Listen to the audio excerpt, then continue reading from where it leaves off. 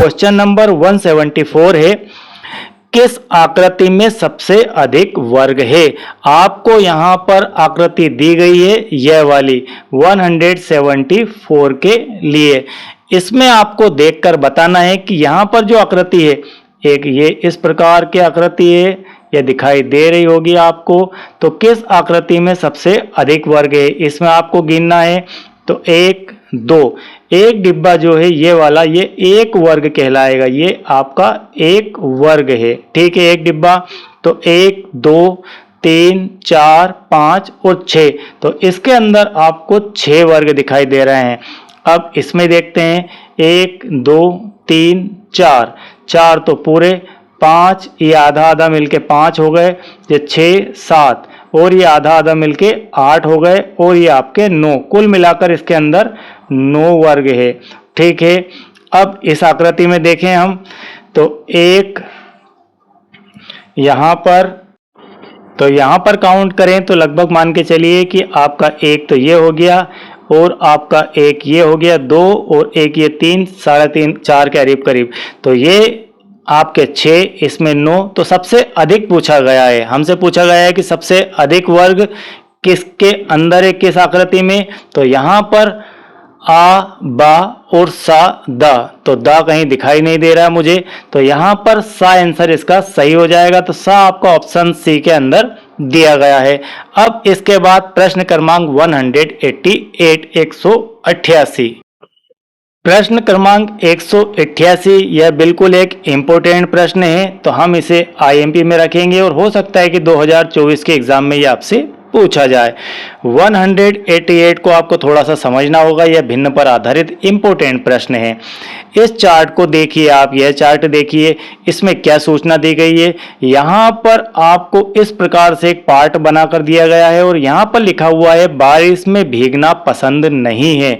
मान लीजिए कुछ बच्चे हैं, उनको 2 हिस्सों में बांट दिया गया है, कुछ लोग बच्चों को भीगना पसंद है और कुछ को नहीं है। तो यह जिनको भीगना पसंद नहीं है उनकी संख्या है, और यहाँ वाले जो भीगना पसंद करते हैं उनकी संख्या है। तो यहाँ पर हमें पाई चार्ट में यह देखना है, यहाँ पर नंबर नहीं दिए गए हैं, पाई चार्ट दिया गया है। तो इसके आधार पर क्वेश्चन का आंसर देना है, कितने बच्चे बारिश में भीगना पसंद करते हैं।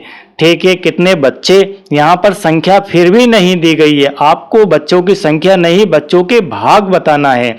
1/4, आधे, 3/4 और पूरे। अब आप इसे समझिए, मान लीजिए आपका ये एक पार्ट है, और दूसरा आप यहाँ पर इस प्रकार से बना लेंगे। तो ये एक है, तो हम इसे यदि छायांकित कहें, यदि हम इसे छायांकित भाग कहें, तो ये क्या है, ये कितना भाग है। तो इस प्रकार के यदि हम 4 भाग बना लें, तो 4 में से ये 1 भाग है, कुल मिलाकर इसकी जो भिन्न है वह 1/4 हो जाएगी। और इसके बाद यदि मैं इसे छायांकित कर दूं, इतने भाग को छायांकित कर देता हूं, ठीक है। तो यहाँ पर यदि हम इसको 4 भागों में विभाजित कर लें, ठीक है, ये हमने इसे 4 भागों में विभाजित कर लिया, तो कितने भाग छायांकित है, तो 1 2 3, ठीक है, 4 भागों में से 3 छायांकित है। तो हमें बारिश में भीगना पसंद करते हैं बच्चे, उनके भाग देखना है। तो 3/4 भाग भीगना पसंद करते हैं, तो मतलब आपका सी आंसर यहाँ पर राइट हो जाएगा। अब इसके बाद 5th क्लास के मैथ्स से प्रश्न क्रमांक 35। प्रश्न क्रमांक 35 है यहाँ पर आपका, 2/5 किलोमीटर की दूरी कौन सी है। आपको यहाँ पर ऑप्शन दशमलव में और किलोमीटर में दिए गए हैं, तो आपको 2/5 को दशमलव में कन्वर्ट करके बताना है। किलोमीटर तो यहाँ पर भी और इन सभी में भी किलोमीटर दिया गया है। तो कुल मिलाकर 2/5 को आप और किस प्रकार से दशमलव के रूप में लिख सकते हैं, यह आपको बताना है।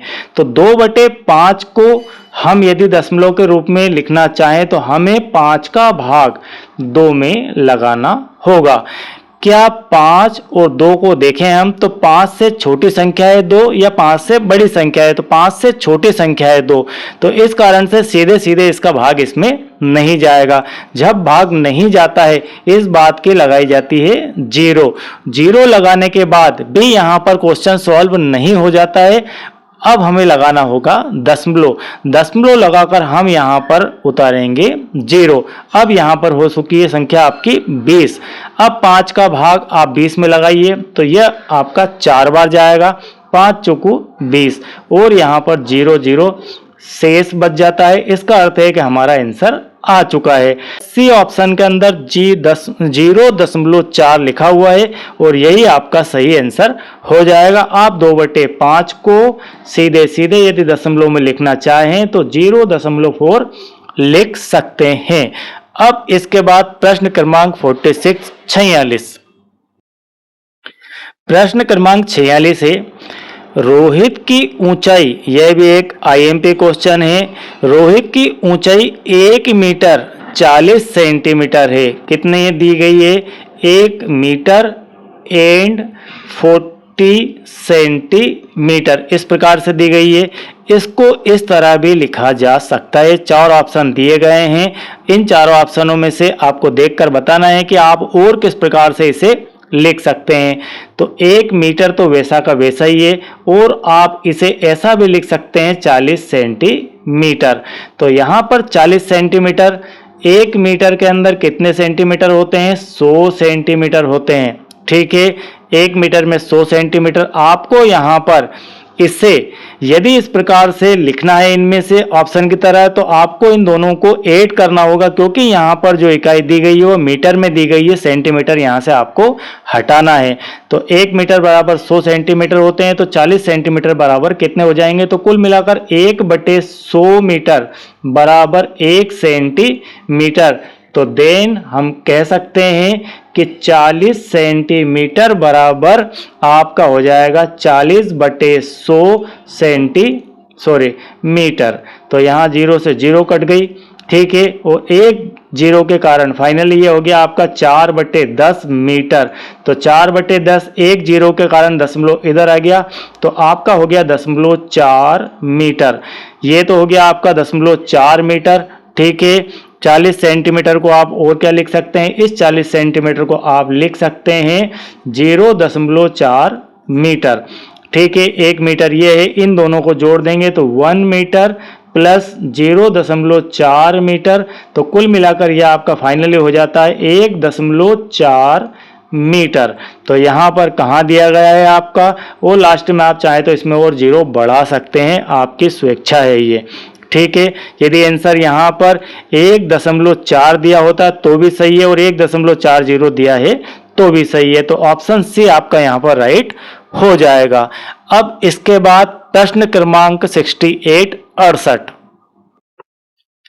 प्रश्न क्रमांक 68 यह भी एक मोस्ट आईएमपी पैटर्न आधारित प्रश्न है और इस प्रकार के क्वेश्चन 2 आपसे डेफिनेट आपके एग्जाम में पूछे जाते हैं।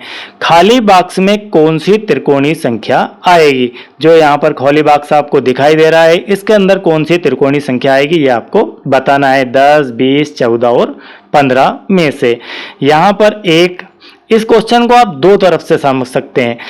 एक तो यहाँ पर पैटर्न दिया गया, पैटर्न ये है कि 1 के बाद 3 है, उसके बाद 6 है, उसके बाद यहाँ पर 10 है और 10 के बाद अगली संख्या क्या आएगी, इस प्रकार से भी आप इसे देख सकते हैं।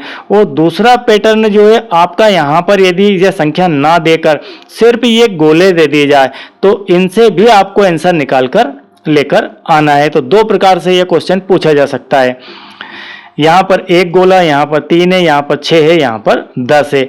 तो यहाँ पर यदि गोले के हिसाब से चलें तो यहाँ 2 है, यहाँ 3 है, यहाँ पर 4 है, तो यहाँ पर कितने आएंगे 5, 5 के बाद यहाँ कितने आएंगे 4, यहाँ के बाद 3 और यहाँ पर 2 और यहाँ पर 1। कुल मिलाकर ये हो जाएगा आपका 5, ये 4, ये 3, ये 2 और ये 1। इन सबको आप जोड़ देंगे, ठीक है।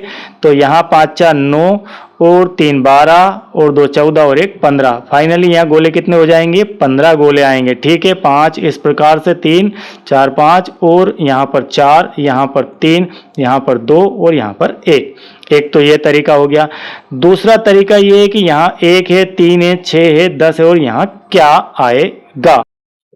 यहाँ 1 से 3 में यदि देखें तो +2 है, 3 से 6 में यदि देखें तो +3 है, 6 से 10 में यदि देखें तो +4 है। तो आगे क्या प्लस होगा +5 होगा। तो 10 से +5 करेंगे तो यहाँ पर हो जाएगा 15। तो इस पैटर्न पे भी आप इसे समझ सकते हैं। अब क्वेश्चन नंबर 68 के बाद क्वेश्चन नंबर 74।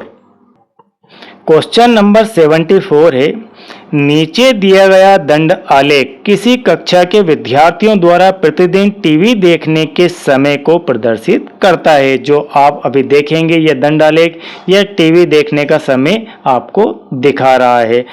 अब 3 घंटे में 3 घंटे से कम समय तक कितने विद्यार्थी टीवी देखते हैं, यह आपको बताना है कि कितने विद्यार्थी 3 घंटे से कम टीवी देखते हैं।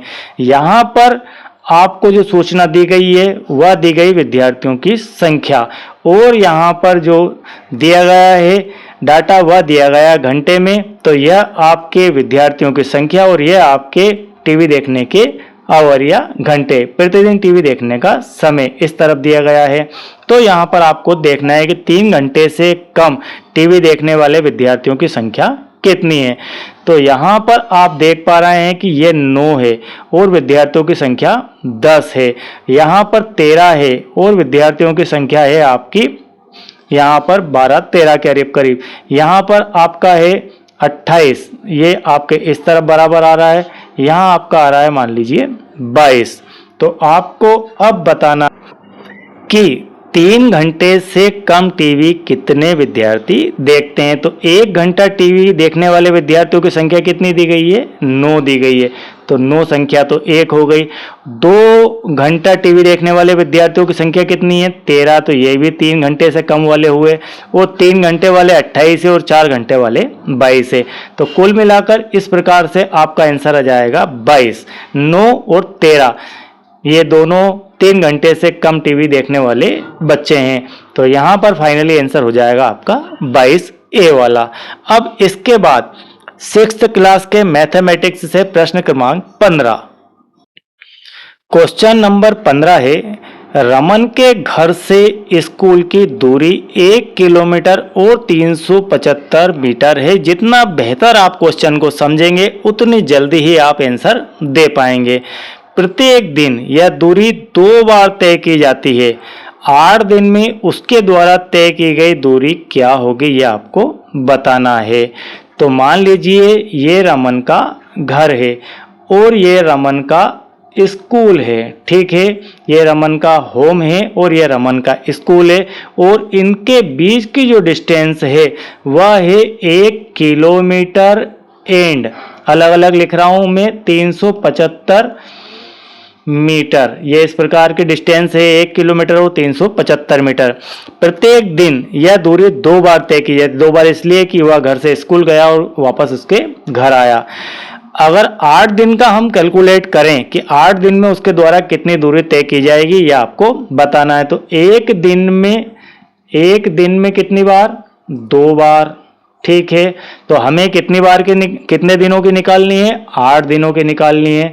तो 8 दिन में कुल मिलाकर 16 राउंड उसके होंगे, ठीक है। एक बार जाएगा एक बार आएगा, तो ये 1 दिन का, ऐसे 8 दिन के अगर निकालें तो 16 राउंड आपको निकालना है। कुल मिलाकर 1 किलोमीटर कितनी 1 किलोमीटर एंड 375 मीटर में आपको गुणा करना है 16 का। तो आप इसमें 16 का गुणा कर दीजिए और इसमें भी 16 का गुणा कर दीजिए। 1 किलोमीटर से 16 का गुणा करेंगे तो 16 किलोमीटर तो 1 आ जाएगी, और इसमें जब आप 16 का गुणा करेंगे तो ये आ जाएगी आपकी 6000 मीटर। ठीक है, इन दोनों को आप जोड़ दीजिए। जोड़ने में तकलीफ ये आ रही कि ये किलोमीटर में है और ये मीटर में है। तो यदि हम इसे मीटर से किलोमीटर में चेंज करें तो हम जानते हैं कि 1 किलोमीटर बराबर होता है 1000 मीटर। इस हिसाब से आपके 6000 मीटर में कितने किलोमीटर हो जाएंगे? तो 6000 मीटर में हो जाएंगे आपके 6 किलोमीटर। तो ये आपका 16 किलोमीटर है और इसमें प्लस करेंगे 6000 मीटर की जगह हम बदल देंगे 6 किलोमीटर। तो ये फाइनली हो गया आपका आंसर 16 और 6 22 किलोमीटर। तो आपका आंसर यहाँ पर सही हो जाएगा से वाला 22 किलोमीटर। अब क्वेश्चन नंबर 46। प्रश्न क्रमांक 46 बहुत ही मोस्ट आईएमपी प्रश्न है। आप एक घूर्णन का कितना भाग घूम जाएंगे? कंडीशन दी गई है, यदि आप पूर्व की ओर मुख किए हुए खड़े हो। तो हम यहाँ पर इस क्वेश्चन को थोड़ा सा गहराई से समझाते हैं, क्योंकि इसके जैसे कई क्वेश्चन आपसे एग्जाम में पूछे जाते हैं, तो आपको दिशाओं का ज्ञान होना चाहिए। ये आपकी ईस्ट मतलब पूर्व होती है, ये आपकी वेस्ट मतलब पश्चिम, ये आपके नॉर्थ हो, ये साउथ। तो आपका मुंह इस तरफ है, ठीक है, आप यहाँ पर खड़े हैं और आपका मुंह पूर्व दिशा की ओर है। और घड़ी की दिशा में घूमकर, अब आपको पता होना चाहिए कि घड़ी कैसे घूमती है। घड़ी घूमती नहीं, घड़ी के कांटे घूमते हैं। तो घड़ी के जो कांटे होते हैं वो इस दिशा में हमेशा घूमते हैं और इसे हम बोलते हैं क्लॉक वाइज। ठीक है, तो इस दिशा में आपको घूमना है। तो आप यहाँ से घूमना स्टार्ट करेंगे। ठीक है, यहाँ से मान लीजिए आपने घूमना स्टार्ट करा, तो दिशा में घूमकर उत्तर की ओर मुख कर ले। आपको घूमकर इस दिशा में वापस आना है, इस दिशा की तरफ आपको देखना है यहाँ से। तो आप कितना घूम जाएंगे? तो यहाँ थे आप एक राउंड यहाँ पर घूमेंगे, तो ये 90 डिग्री का आप राउंड घूम गए। इसके बाद एक और यहाँ पर घूम गए, तो ये आप 90 डिग्री का घूम गए। इसके बाद एक राउंड और आप घूम जाएंगे, तो आप 90 डिग्री का कोण घूम जाएंगे। तो इस प्रकार से आप यहाँ पर देखना स्टार्ट करेंगे। तो ये तो हो गया आपका राउंड डिग्री में। यहाँ पर पूछा जा रहा है भाग में। ठीक है, भाग या भिन्न के रूप में पूछा जा रहा है। तो हम इसे यदि 4 भागों में बांट दें, कितने भागों में? 4 भागों में। 1 भाग, 2 भाग, 3 भाग और 4 भाग। 4 भागों में बांट दें तो कितने भाग उसने राउंड घुमा? 1 राउंड, उसके बाद 2 राउंड, उसके बाद यहाँ से 3 राउंड। तो 4 में से 3 भाग, तो कुल मिलाकर 3/4 भाग उसने राउंड घुमा है पूर्व दिशा से उत्तर दिशा तक आने में। तो यहाँ पर 3/4 भाग इसका आंसर हो जाएगा, जो कि सी ऑप्शन के अंदर दिया गया है। अब प्रश्न क्रमांक 52। प्रश्न क्रमांक 52 यह भी एक आईएमपी प्रश्न है। -3 और -9 में कौन सी संख्या रेखा पर दूसरी संख्या के दाईं ओर स्थित है? इस क्वेश्चन को जितनी गहराई से आप समझेंगे उतनी ही आसानी से इसका आंसर दे देंगे। चलिए आपको मैं संख्या रेखा दिखाता हूं कि संख्या रेखा किस प्रकार से होती है। यह मान लीजिए संख्या रेखा और यहाँ पर होता है 0। इस तरफ सभी धनात्मक संख्याएं बढ़ते क्रम में लिखी जाती है और इस तरफ सभी ऋणात्मक संख्याएं घटते क्रम में लिखी जाती है। तो यहाँ पर आपका -1 होगा, यहाँ पर -2 होगा, यहाँ -3 होगा, इसी टाइप से यहाँ -4 होगा और इस तरफ आप आगे बढ़ेंगे तो यहाँ कहीं मान लीजिए आपको -9 मिलेगा। बात चल रही है -3 और -9 की। तो ये -9 और ये -3, इन दोनों संख्याओं में संख्या रेखा पर दूसरी संख्या के दाईं ओर स्थित है। तो दाईं ओर से क्या होता है, ये जो साइड होती है आपकी, मान लीजिए ये 2 बिंदु है, एक ए है और एक बी है। तो ये आपके राइट हैंड साइड है और ये आपके लेफ्ट हैंड साइड है। जो आपका सीधा हाथ होता है वह राइट हैंड और जो लेफ्ट हैंड है वह आपका उल्टा हाथ होता है। तो यहाँ पर पूछा जा रहा है दायां, तो इसे दायां भी बोलते हैं और इसे बायां बोलते हैं। ठीक है, कंफ्यूज बिल्कुल भी नहीं होना है। तो दाईं ओर कौन सी संख्या है? ये आपका दायां, तो दाईं ओर यह 3 है और यह जो है आपके बाईं ओर है। ठीक है, तो यहाँ पर वही पूछा जा रहा है कि दूसरी संख्या के दाईं ओर कौन सी संख्या, तो दूसरी संख्या के दाईं ओर आपकी -3 है। तो आपका जो आंसर है बी यहाँ पर करेक्ट हो जाएगा। अब इसके बाद प्रश्न क्रमांक 62 और आज का अंतिम प्रश्न क्रमांक 62 है, 6 घंटे एक दिन की कौन सी भिन्न है? आपको यह बताना है। क्वेश्चन बिल्कुल आसान है, लेकिन समझ गए तो यहां पर हम जानते हैं कि भिन्न किस प्रकार से लिखी जाती है। भिन्न में यहां पर लिखा जाता है कुल। कुल क्या है? एक दिन। एक दिन, एक दिन में से हम कई बार छायांकित देखते हैं और कुछ देखते हैं, तो यहां पर क्या है? 6 घंटे, तो 6 घंटे, ठीक है, ये हुआ 6 घंटे। तो एक दिन में कितने घंटे होते हैं? तो यहां पर 6 घंटे और एक दिन में होते हैं 24 घंटे, ठीक है, ये लिख लिया हमने। तो अब आपसे पूछा जा रहा है कि कौन सी भिन्न है, तो यहां पर 6/24 सीधे से, तो ये हो गया आपका आंसर 6/24। ये यदि आपको आंसर में नहीं मिले, मान लीजिए नहीं दिया है और इसकी जगह ऑप्शनल आंसर आपको दे दिया है 1/4, तो आंसर आपका 1/4 भी सही हो जाएगा। यह इसका सरलतम रूप होता है, यह इसके समतुल्य भिन्न है। तो इस प्रकार से क्वेश्चन नंबर 62 यहाँ पर कंप्लीट होता है। आई होप कि मैथमेटिक्स का ये पार्ट आपको बहुत ही पसंद आया होगा, और यदि ये वीडियो आपके लिए हेल्पफुल है, बेहतर आपको लगते हैं, नॉलेज के लिए बहुत अच्छे हैं, तो आप जो है इन वीडियोस को लाइक जरूर कीजिए। और यदि आपने हिंदी, विज्ञान और सोशल साइंस का पार्ट नहीं देखा है, वहाँ पर भी बिल्कुल इम्पोर्टेंट क्वेश्चन थे नेस के, तो उसके लिंक आपको डिस्क्रिप्शन में मिल जाएगी, और सभी 18 सप्ताह के वीडियो आपको प्ले लिस्ट में भी देखने को मिल जाएंगे। Thank you very much.